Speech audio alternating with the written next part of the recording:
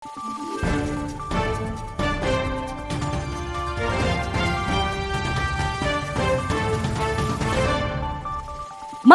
araw, Pilipinas! Ito ang Valiente News hatid sa inyo ng Office of the Vice President.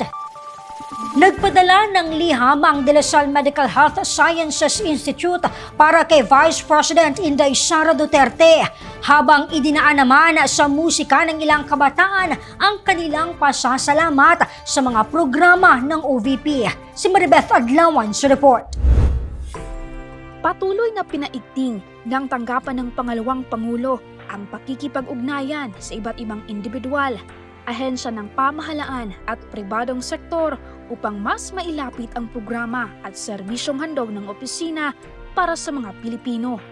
Ang naturang hakbang ay suportado ng De La Salle Medical Health Sciences Institute.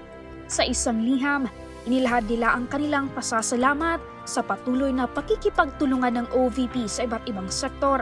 At tulad ng opisina, layunin din umano nila na maging instrumento sa paghatid ng abot-kayang medical services sa mga Pilipino. Kabaya-baya kay tanaka din ikaw.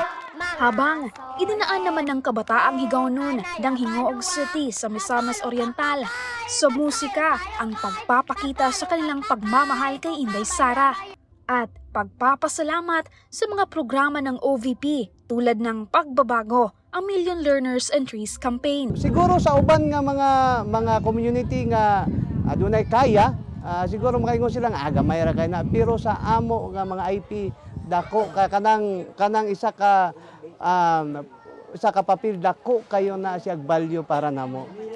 Tagos sa puso naman ang mensahe ng kantang ginawa ng mga kabataan mula sa Cordillera Administrative Region matapos mahandugan ng pagbabago bags. Sana hindi kayo magsawa na puntahan kami para naman at least maramdaman ba namin na may mga tao palang katulad yung tumutulong. Salamat sa inyo sa malasakit at pagmamahal.